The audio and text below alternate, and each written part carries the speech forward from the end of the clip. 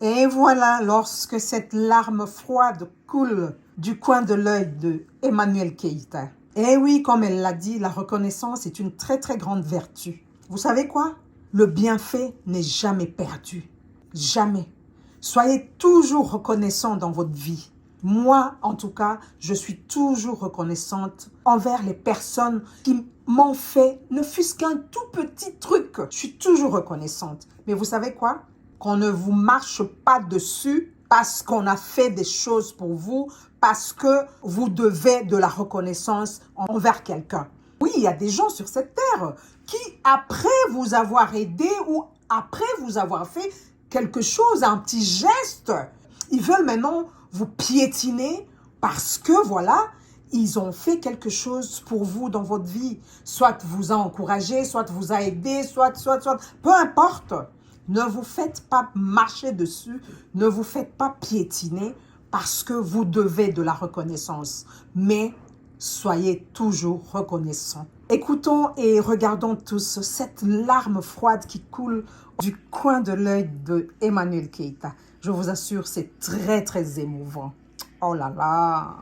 Pour moi, la reconnaissance est une vertu. Mais attention à ne pas confondre. Il y a des gens qui vous exigent d'être reconnaissant alors qu'ils n'ont rien fait pour vous. Il y a des gens qui exigent d'être reconnaissants parce que quand ils posent des actes, ils attendent cette reconnaissance. Donc, du coup, l'acte est biaisé. Comment je veux dire ça? C'est pas propre. Ouais. Être reconnaissant, c'est déjà de reconnaître le bienfait qu'on vous fait. Que ce soit au vu ou au su des gens, ou juste le reconnaître devant votre Dieu. Tu peux ne pas le dire publiquement, mais avoir toujours une pensée pour ces gens-là qui t'ont fait du bien. Parce que plus tu seras reconnaissant, plus pour moi, en fait, tu auras des ouvertures dans la vie. Ouais. Je le disais tantôt, en fait, que j'ai parlé de la reconnaissance, j'ai choisi d'aller prendre la reconnaissance comme thématique, en rapport avec notre invité. Parce que cette personne que vous voyez là, qui est Siro, je vois beaucoup de personnes souvent en général, que je ramasse ça et là, donc j'ai dû ramasser 2-3 personnes à qui j'ai fait du bien, qui m'ont gratifié, en fait, souvent de méchanceté gratuite. Et qui ont inversé souvent les rôles de ce que j'ai pu faire pour eux et de ce qu'ils ont pu faire pour moi. Mais ça fait partie de la vie. Et puis, il y a ces personnes-là, en fait, qui ont réellement fait des choses pour vous. Et en général, ces personnes n'en parlent quasiment jamais. Et quand tu es suffisamment reconnaissant, c'est toi qui en parles. Et justement, aujourd'hui, j'aimerais te parler de quelque chose. Il y a des années en arrière, j'étais une femme de footballeur qui gagnait très bien sa vie.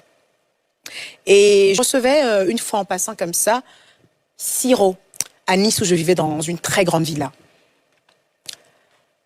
Et à un moment de ma vie, je me suis retrouvée à Istanbul, puisque justement mon époux était à Istanbul. Et c'était très difficile parce que j'étais à la fin de mon mariage. Et j'ai appelé cette personne que vous voyez là, qui est Siro. Je lui ai dit, il faut que je parte de là, je suis fatiguée. Et j'ai pris mon fils Ibrahim, j'ai laissé des voitures de luxe dans le parking, j'ai laissé l'argent et je me suis retrouvée chez Siro.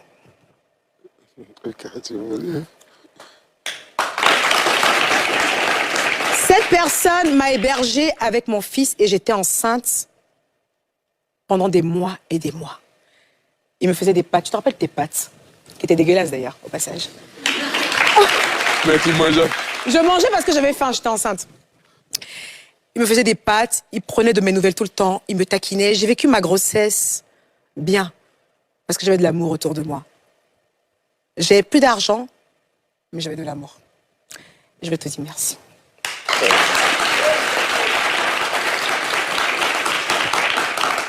Merci beaucoup parce que... Oh, viens.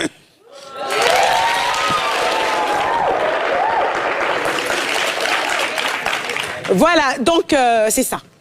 Donc on parle de reconnaissance, c'est ça. Voilà, bon, l'émission est presque terminée.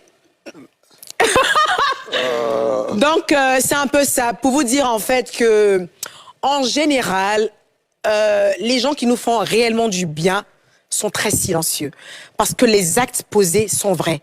Ces actes-là sortent du cœur. Et tout ce qu'on fait avec le cœur et la bonne volonté, tu vas beau tourner en fait, cette personne ne finira pas être reconnaissante. On va maintenant, on va applaudir pour vous, mon public.